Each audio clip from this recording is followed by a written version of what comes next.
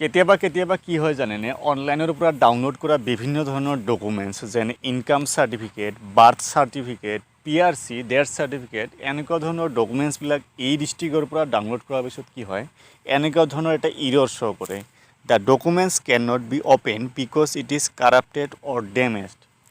চ' আজিৰ এইটো ভিডিঅ'ত এনেকুৱা ধৰণৰ আপোনাৰো যদি ইৰৰ শ্ব' কৰি আছে কেনেদৰে আপুনি ৰিপেয়াৰ কৰিব পাৰিব অৰ্থাৎ ডকুমেণ্টছটো আপুনি ঠিক কৰি অ'পেন কৰিব পাৰিব মই আপোনালোকৰ সৈতে শ্বেয়াৰ কৰিবলৈ গৈ আছোঁ মই কিছু সময় আগতে এটা ইনকাম চাৰ্টিফিকেট ডাউনলোড কৰিছিলোঁ ইয়াতে চাব পাৰে ডাউনলোড PDF যিটো লিখা আছে মই এইটো এই ডিষ্ট্ৰিক্টৰ পৰা ডাউনলোড কৰিছিলোঁ কিন্তু ইয়াতে যদি মই অ'পেন কৰিবলৈ ট্ৰাই কৰোঁ ইয়াতে চাব পাৰে ছেম ইয়াতে প্ৰব্লেম ইৰৰ শ্ব' কৰি আছে গতিকে আহক জানি লওঁ এনেকুৱা ধৰণৰ কাৰাপ্টেড PDF ফাইলবিলাক আপুনি ৰিপেয়াৰ কৰি কেনেদৰে অ'পেন কৰিব পাৰিব ডকুমেণ্টছটো ৰিপেয়াৰ কৰিবলৈ আপুনি গুগল চাৰ্চ বাৰত টাইপ কৰি দিব ILOVE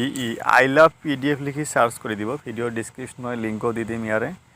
I love PDF search কৰি দিয়াৰ পিছত প্ৰথমতে আপুনি লিংক পাব ilovepdf.com প্ৰথম লিংকটোতে ক্লিক কৰি দিব ক্লিক কৰি দিয়াৰ পিছত আপুনি এইটো ৱেবছাইটত আহি যাব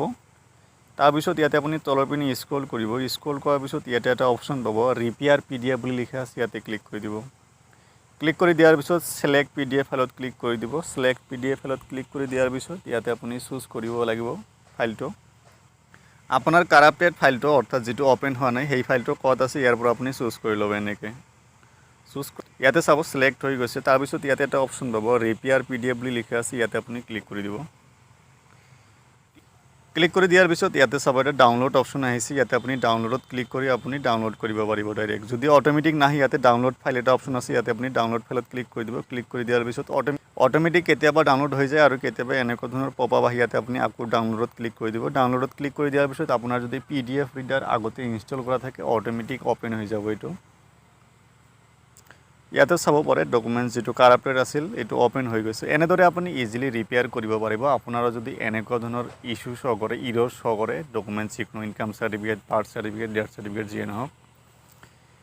ইয়াৰ পৰা আপুনি 80 to 90% ডকুমেণ্টছে আপুনি ৰিপেয়াৰ কৰি ওপেন কৰিব পাৰিব দুই এটা ডকুমেণ্টছ কাম নকৰিব দুই এটা ডকুমেণ্টছ আপুনি ৰিপেয়াৰ কৰিবলৈ প্ৰিমিয়াম ভাৰ্চন ইউজ কৰিব লাগিব মই আজিৰ ভিডিঅ'ত এইখিনি আছিল